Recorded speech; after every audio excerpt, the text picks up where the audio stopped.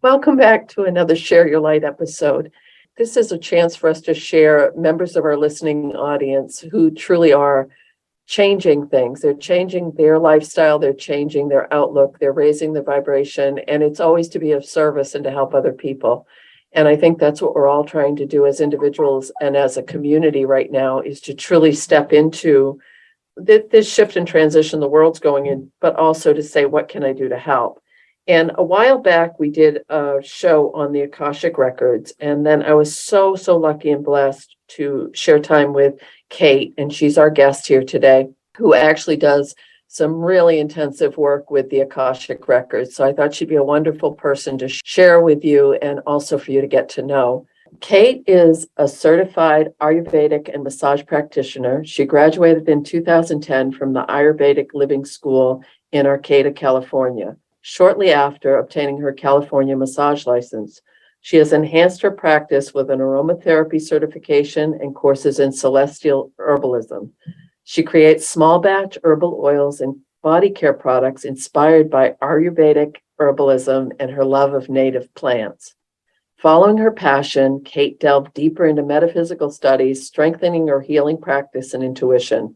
She completed courses on tarot, mediumship, core shamanism, Vedic astrology, kundalini yoga, and Akashic record reading. Through her studies and spiritual practice, Kate recognized and honored her calling to read the Akashic Records. Her new business, Akashic Elements, is a culmination of her Ayurvedic and spiritual studies. Kate delivers messages, insight, guidance, and reassurance channeled through her from spirits presiding over the Akashic Records. When reading the client's records, Kate intends to facilitate the opportunity for clients to open up to their intuition. She views the records as a pathway to healing by shedding light on your soul's journey. Welcome, Kate, and thank you so very much for coming on with me today. No, thank you, Denise. I'm so happy to be here. And you know what I love about your story is just, it's all been a stepping stone to the next, to the next, to the next. And then you blend it all together beautifully. And I say this to a lot of people, that the real goal in any of this work is get the hell out of the way and let it come through you, not from you. And you're really the epitome of that. Like you're able to step through the looking glass into the records and bring back what someone needs at the time. Another thing is that we've chatted, and you grow the plants to do the Ayurvedic herbalism to do. So maybe you could share a little bit of how this all started with you. Yeah, so let's see. It started with going to a psychic fair. So I went to a psychic fair and had my very first psychic reading. And I didn't know what to expect. And the woman told me about a past life that I had as a Vedic. And she was describing me taking gemstones and making elixirs. Ooh. And I was like, I've never heard of that. But at the time, I was actually working at a bead shop, and there were lots of crystals around. So I was surrounded and really loved crystals. So anyway, I kind of tucked that in the back of my mind, that word Vedic. And I mean, it was within the same week. I went back up to Arcata where I was living and walked by the herbal store that was right next door. And there was a sign in the window, Intro to Ayurveda. I was like, Ayurveda? Veda? That's gotta mean something. So I took the course, and it was just a little intro course. And the teacher was starting a program. And from there, she started offering the herbalism, the practitioner training. And I think it was a 2-year course or class to get the certification. So that's how I got into Ayurveda. Was kind of the jumping off point of more of my metaphysical studies and herbalism and healing modalities. So were you working as a massage practitioner when you took the classes? I was just working at a bead shop. Very cool. Yeah. But again, that creativity and that connection with energy. I love it. Absolutely love it. So then you started, it's almost like that was your gateway drug into this world. Like some people it's Reiki, some people it's the cards, but for you it was Vedic, and it just opened up the floodgates for you. So do you feel that because that was the thing that led you in, that's a core principle in a lot of the work that you do? Do you weave it in a lot? I do. I mean, it was such an intensive study, program. And that was kind of my intro to spirituality too, more of the Ayurvedic, the Vedic spirituality, the Hinduism. So I incorporate in my private practice lots of their deities and mantras and chanting. So there was no way that it couldn't kind of tinge my practice. See, and that's perfect, because I think if we pay attention, Spirit's always putting out those Hansel and Gretel breadcrumbs and saying, okay, just the fact that you heard that word and then there it is in the window, and it tied in with your connection with plant energy and growing. And could you talk about how that worked in as well? Because the herbalism, I know, is really near and dear to your heart as well.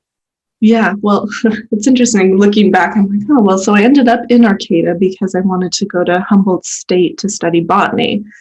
I loved plants, and I knew all the native plants growing around me, and I just really felt a strong connection to plants. And the university wasn't for me, that delving into that focus and the GE and all of that. So anyway, plants have always really been important to me, and learning about the Ayurvedic herbalism, there's lots of plants from India that don't grow around here. And shared this with me quite openly, is that you can feel the energy of the plants. And you can, I think when people really have that connection with plant energy and plant medicine, it's interacting with a very living, tangible energy. And I think that sometimes people don't realize how impactful that can be. It can be the same as if you connect with animals or people in spirit or the angelic realm. The plant world has that same thing. And then you make your own oils and lotions and as well. Yeah, so I'm fortunate my family has a big piece of property and land. So there's some wild plants that grow there that I'm able to harvest. And then I grow some in my own private garden that I'll decoct and reduce into mostly body oils. Oil is really important in Ayurvedic healing. It's a big principle. It's actually kind of neat. The sneha means oil, and that translates to love. So, so you put love on your body. Yeah. Oh, so I had talked with an herbalist years ago, and really cool woman. She lived here in the Western foothills of Maine, and she did a lot of Malayakat is a native. Anyway, there's a long story with that. And she would channel that energy. But she always told me that the plants you need will show up on your property. The plants that you need will show up for you. Could you talk about that for a minute? Yeah. So, and also where the earth needs healing, they'll pop up. And I have a corner in my yard here that I don't know what happened before we moved to the property, but the soil's really, no matter what, too acidic, no matter what I put there, nothing grows. And so I just let kind of the wild nature take it over. And right now there's lots of plantain growing there and wild violet. And as much as I want to like put a particular plant there and like landscape it and, conform it into this vision I have, I just had to let it go and do its thing, which I think is really important with plants and honoring the elemental energy and letting it just kind of come back to its natural state. I agree. And it's really fun if you stay in a place for a while. When I first bought this property, it was very manicured. It was very late, and I felt terrible when the woman would go by because I kind of didn't keep it manicured. But over the last couple of years, I've let parts of my yard wild for the bees and the butterflies, but especially for the bee population. I feel pretty strongly about that. And it's been interesting to watch what comes and goes. And I don't know enough about it to be able to say, oh, that's this plant and it does this medicinally. But in my heart and in my sense, I know that energy is there for me as well as the earth and the neighborhood and everything else, which the more and more you pay attention to this, it is so fascinating, incredibly fascinating. So you have that connection with the plant energy and the herbalism and the Ayurvedic, and then you kind of start peeking behind the curtain at the Akashic Records. So how did that loop in? Because when you talk about that, it's just like, the angels singing and the door is wide open for you. So I first heard about the Akashic Records through my Ayurvedic studies, and it was less metaphysical than how we view it, less new agey, So in Ayurveda, the Akashic Records are something that are, it's the same principle, records, your life, reincarnation, looking at the past. It's more viewed on the past. The only people that can read the Akashic Records are like holy people. So it was very, you had to be almost ordained to read the records. So it wasn't accessible to anyone. Mm-hmm. And I think the Akashic Records have had that view, and it's starting to turn away from that anyone, you can access, they're your records, you can access them. But because I had learned that initially, I felt that you had to be special to read it, like appointed or something. So it never occurred to me that was a possibility for me to do. And the way that it happened was I had a really vivid dream. I, at that time, was studying the chakras and developing your psychic abilities and that sort of thing. And I just kind of had hit a roadblock and wasn't able to, see things the way I wanted, or have it like the floodgates open, like have all this inundation of information, psychic information coming to me. And that's really what I wanted. So anyway, I had a dream that I was sitting at the feet of a man in kind of a throne, and he was wearing blue robes, and he looked very almost like a wizard, or someone who you would look up to, not a guru who you might think I would be seeing and with my Ayurvedic studies, but it was more like a wizard. That's how he looked to me. He had this big book in his lap, and I asked him, how come I don't have my psychic abilities aren't developing? He opened the book and he pointed with his finger. He says, well, you see here, it says, the time is not right. It'll come to you when you're ready. I woke up in the morning. I was like, oh, he was reading, the book of my life. He was reading my Akashic Records. Wow. Oh, that gives me willies. Yeah, it was really a pretty special dream. And it gave me solace at the time. Like, okay, now is not the time, I'm on the path that I'm supposed to be on. And when the time is right, it'll happen. And when I was in the middle of it, trying to figure out what I wanted to do, I felt really lost at times. Where is this going? And it was hard to see where the breadcrumbs were leading at that point in time. It just really was important to trust that there was going to be an outcome that I would hit my stride eventually. And it did. And that's really important, because I think sometimes people will come into this with, I think I'm supposed to be, I'm just going to use the example, I think I'm supposed to be a medium. I know it. I'm supposed to be a conduit for spirit. And then they explore that and it never really kicks, or they think I'm supposed to be a tarot reader or an intuitive or an energy worker. And they try all these different modalities and none of them really, really fit like a glove. But you made a really good point when you did the meditation and you saw the wizard who said, just be patient. We're going to help you with this. And how was there a time frame? Did it seem like things started to move forward after that? I think it just brought me comfort in that point in time. I knew that eventually things would happen the way that they were meant to. And prior to that, I was impatient. I want all this now. And I felt that, and that would crop up every now and then where, taking all these different classes and like, this doesn't fit, that doesn't fit. I like it, but it's not what I want to offer. It's not my thing. Right. I don't like it, but you just normalized so much for so many people with that statement. What I found, though, from personal experience, and I know you do this as well, or believe you do this as well, is you still use pieces of all those modalities in your work.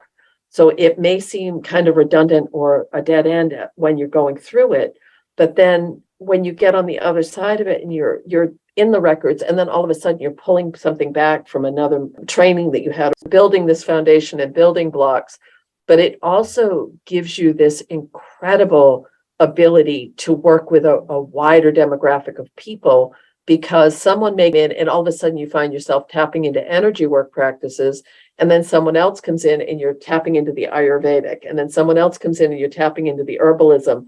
But Spirit gave you all those stepping stones so that you can have this very comprehensive approach to what you offer. Right. So Really enriched everything by yeah, studying all those different modalities. And, I'm not an expert in all of them, but I know enough to talk to those different people who that's where they're coming from. So it's like and, speaking their language. and that's another really good point. It's not about being the expert. It's about understanding the dynamics of it to be able to bring through what people need. Because Yeah. if you're truly working with spirit, your claircognizance is going to improve, and you'll find yourself saying things that you may have a base of knowledge on. Like herbalism is not my strength. I love it. It fascinates me. I love the medicinal qualities. I haven't had formal training, but it's something that, who knows, maybe I will at some point. But sometimes in a reading, if something comes through there that with my little tiny base of knowledge around that, I really feel like it's that claircognizance of just knowing that that's what needs to be said. I don't think learning, growing, evolving, exploring different modalities is ever a waste of time, energy, or effort. But you never learn it all. You never do, which I think is great. I love that there's no 5-star general PhD level that you reach and then there's nothing else to experience in this, because that would be boring. But thank you, because I think that's really an important thing to add for folks who may be in that, trying to figure out, well, what is it that I came here to do? So Right. thank you. Yeah. And sure enough, there we are. Ayurvedic has been a long time. That we're going back centuries, correct? So that specialization of only holy people could be the ones to access the information. And now this has become, I think it's something we can all access, but there are some people, my own personal opinion, some people who have more of, like for you, you step right into it. You don't have to work at it. It's almost that they gave you a special key to get in. And it really resonates with the way that you work, with the way that you process from spirit. But what you've shared with me is that you're able to access the records and share the information, but are working on making it a collaborative effort with the person you're working with so that it's more enriching and not just you saying, oh, well, this, and this. And people are getting a deeper resonance and understanding of what you're experiencing, because it's almost like you're taking their hand and bringing them along for the ride. So Yeah. what is it like when you do go into the records? What does that feel like for you? Let's see. I suppose it's like doing a mediumship reading. I'm seeing the person, I'm seeing symbols for them.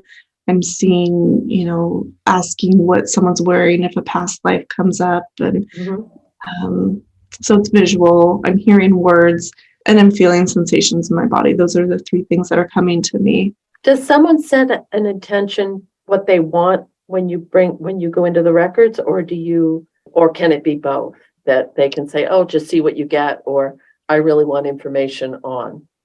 I think having some sort of a question of focus is good. Sometimes it doesn't go there, and the question will kind of change in a way that is necessary for them to receive the answer in. So they might come asking for something, and I'll ask the question and nothing, it'll just be crickets. And so we'll raise the question in a way that the answers will start to come more freely. So really coming with intention is important.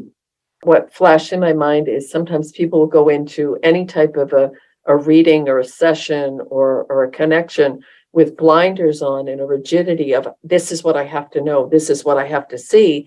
And, our higher selves, our soul light, our guides, it may have something completely different in mind for us.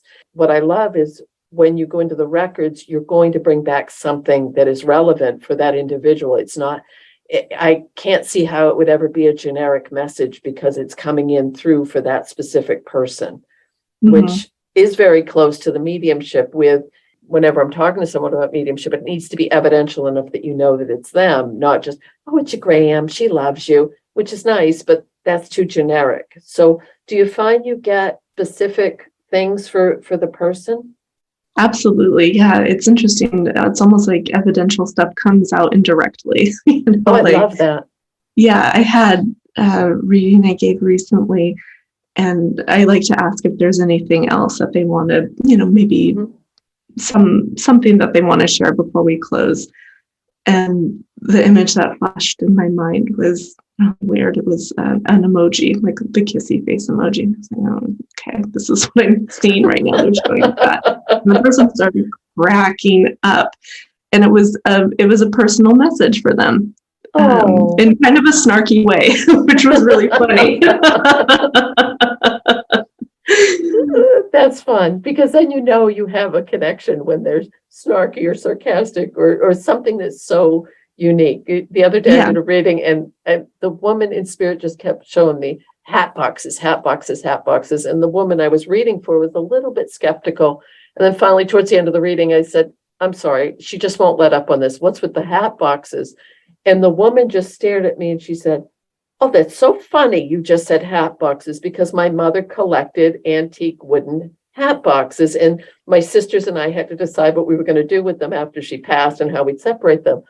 So I feel like when you got the kissing emoji, there's always that part of us that wants to hesitate a tiny bit of, this doesn't make sense.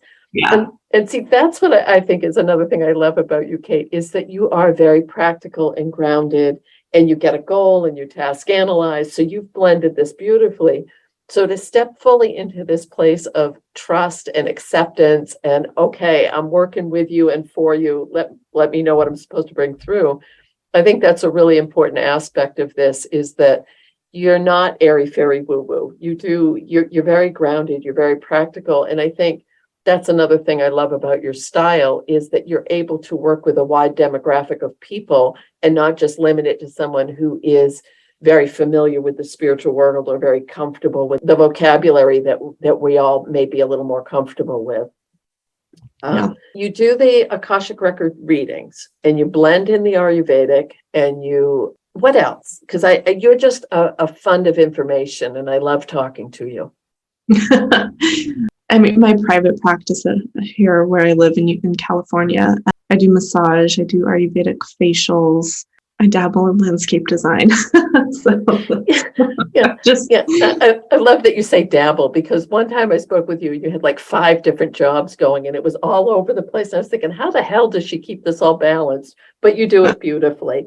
My gut feeling, and I'm not doing a drive-by, I promise, I feel like you're getting ready to, yes, open up your practice more for individual one-on-one sessions, but are you looking to do some group work or some teaching as well? Absolutely, yeah. I intend to do like workshops in the future. Beautiful. Classes. I've been told by many people that I'm a teacher, and I've never really fully stepped into that role. And I feel like this is the way that it's going to unfold for me, is teaching some workshops, group, probably through Zoom, maybe in person, with my community here that I live in. And that's really incredible, because you've taken all of these different modalities and you've blended them together to make them yours. So you're not trying to emulate someone else's style. So yes, you have the foundational Ayurvedic, you have the foundational skills, but then you've taken a step back and said, okay, I need to make this mine. And I think that's what you would bring through with sharing your wealth of information with other people. This is a rando question, but do you get energized when you do work in the Akashic Records? So when I'm working as a medium, I get really elevated and charged up. It rarely drains me energetically. Psychic stuff sometimes will pull on my energy, but mediumship, because I'm connecting with that other energy, it charges me up and I get really upbeat. Do you find any differences in your energy? Yeah, I can. Well, I'm not airy fairy woo woo, but I do get like, I'm out there. It's just like floating in the ethers after readings. And it takes me a while to get back down to earth. So I'm ravenous. I'm so hungry afterwards. Or I need to go outside and just like come back into myself, because I'm not fully in my body at that point when the reading's over. But it's not draining. It's just kind of, it's actually really similar to the feeling I get after I do massages. So I feel like I there's healing that's happening hands-on with the massage. It's very similar. It's, that coming through me thing. It's not really me. I'm not drained of energy. I'm I'm not really there. That to me is so key, because I spoke with a woman this morning. I read for her maybe a year or so ago. I don't remember who I bring through. I don't remember the characteristics because it's coming through, not from. And I feel like when we do get in that elevated kind of drifty place, we've stepped through the veil, so to speak, to be able to work in tandem with spirit, not pull from our own resources. So that's a really cool thing. So do you see any pattern in what people come to you for their readings? Because of the behaviorist part of my brain, I want to track demographics and all that kind of stuff. And I'll get waves of the same people asking similar questions. Do you find that you get waves of people wanting more information on past lives, or where their lives are now, or how to heal? Yeah, I don't notice the similarity in the questions, but in the answers that come through. Sometimes there'll be a lot of past life stuff coming up, or they'll just be like very like subtle reassurances that these people needed. I'm like, oh my God, everyone knows this information, but that's exactly what they needed to hear. And that's Right. the other part, is that trust of what is coming through, of saying it instead of, and I really learned that lesson early on. If I don't say something, it'll just repeat, or it'll just stop. So whatever is coming, I just have to trust it and let it out. That's a really, really good point, because we never know what we're bringing through. It's like the hat boxes, or it's like something else. You don't know what that key is, but spirit knows, and they're giving you something to resonate with that person. Because we've both done core shamanic work at different times in our lives. In that work, I was taught to go to the Hall of Records, but actually the Akashic Records and the Hall of Records are basically the same place. Oh, yeah. Okay. So I think that's another aspect. If you've learned a different term for this, it's still tapping into that vast and limitless field of information that we all have access to. And what Kate's able to do is to light the torch and lead you in and get the information and bring it back for you, so that it will help you either acclimate that energy into your life now, or give you clarity on the direction you should take next, which I think is what we're all trying to do right now during these times, is find something that will we all feel to be searching in it. And more and more folks that I'm speaking with, it's like there's something right on the periphery, and any tools that we can use to go deeper within and get that knowledge is going to help us be more of service to other people. Yeah. So I can tell that you love this, which is great. And it also is, you've built it over time. This isn't what popped into my head is, you're not a one-hit wonder. This isn't just like, I took a 10-minute class and now I'm a practitioner. You've built this over many years and a long time of connection to say, this is what resonates with me, and this is how I can be of service and help you. How can people find you, or how can people experience this amazing opportunity with you? So my website is akashicelements.com. I'm on Facebook. I'm on Instagram with the same Akashic Elements. You can email me. You can message me. So that's my spot. And it's a good spot. It's a beautiful site. And if you have any interest in the Akashic Records, or you're wondering how can I find more information about that, this is an excellent opportunity to be able to explore that a bit with someone who is very adept, but also is incredibly easy to communicate with and work with. And for me, I know if I'm going to work with a practitioner, I have to feel safe. I have to feel like it's a mutually respected, safe environment to explore. And you provide that beautifully. So if you're feeling a little hesitant, or you're someone who might be a bit more introverted or reserved about sharing your personal information, Kate would be an excellent person to explore this with, because she holds space beautifully. And it's never from a place of judgment or authority. It's always from a place of, how can I help you find the answers you're looking for? So important. And, if anyone did want to reach out and had questions, they can email. We can set up even a phone chat prior to having a meeting if they're feeling a little unsure about it. I'm happy to do that as well. That's beautiful. So it's akashicelements.com. And if someone wanted to send you an email, your contact information is on your website. It is, and it's Kate Trotter at akashicelements.com. Beautiful. And, so this is an amazing opportunity because Kate is, and I say this a lot, but I only say it if I mean it, Kate's the real deal.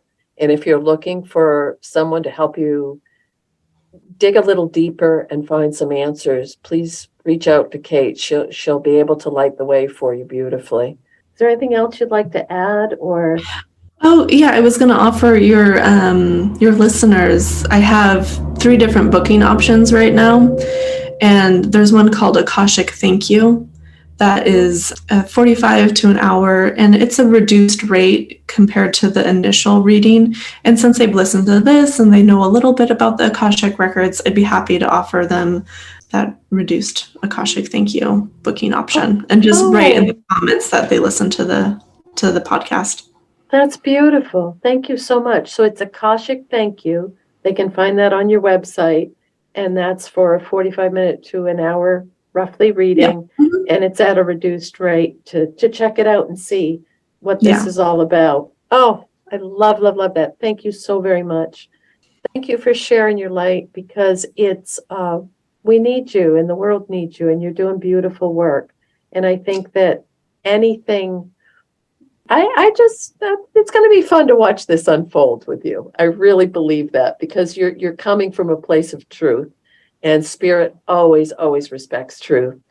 So thank you again. And for all of you who are listening, remember, there's always something that you came here to do. And I hope by listening to these Share Your Light episodes, you're realizing, I can do that too. Or what is it in me that I want to share to help raise the vibration and help the world through these transitionary times? In the past, Samantha and I have taught a wonderful class together, Mediumship 101. And because of a shift of events, I'm going to be offering this on my own coming up, but it's going to be a much different format. So instead of the 4 weeks meeting weekly in the evening, it's going to be on 2 Saturdays during the month of November. I'll be covering similar information that Samantha and I went to. You'll still have access to the private Facebook group of over 300 people. You'll still have all of the basic core things that, as an entry-level medium, if you're curious, if you've been wondering, if you've been feeling a nudge from spirit, if the premonitions are getting stronger, you want to learn how to connect. This is a very basic intro class on how to determine, how do I best connect with spirit? What's the way that my blueprint works to make this connection with my loved ones in spirit? If you're being called to explore this a little bit more, you can get more information at my website, thegratefulmessenger.com. Go to online classes. There'll be a link there to sign up, and it will lead you right through. There'll be a description. If you have any questions about this, you can email me, Denise at thegratefulmessenger.com, and I'm more than happy to give you more information. So all of you, take care of yourselves, be safe.